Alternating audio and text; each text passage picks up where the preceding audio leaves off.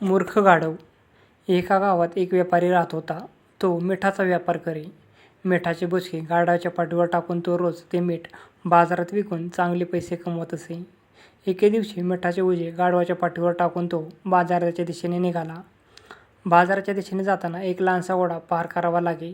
एकदा गाढव ते ओझे पार करत असताना त्याचा पाय सटकला आणि तो पाण्यात धापकन पडला. पाण्यात पडल्यामुळे मीठ पाण्यात विरघळले आणि गाढवाच्या पाठीवरचे ओझे हलके झाले. पाण्यातून उठताच गाढवाला अगदी हलके वाटू लागले.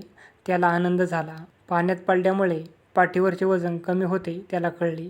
पण त्या दिवशी व्यापाऱ्याचे खूपच नुकसान झाले. गाढव बिचारे चुकून पाण्यात पडले असे त्याला वाटले.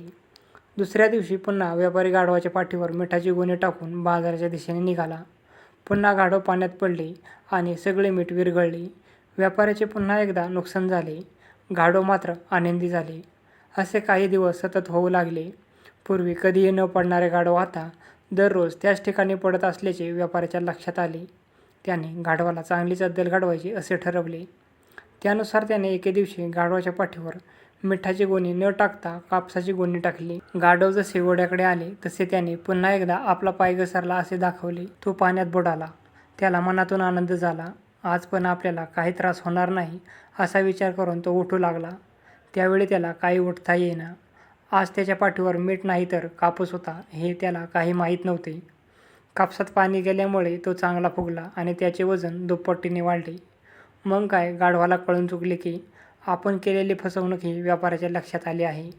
त्याला चांगलीच अद्दल घडली. तात्पर्य: आपल्या कामाशी नेहमी प्रामाणिक राहावे.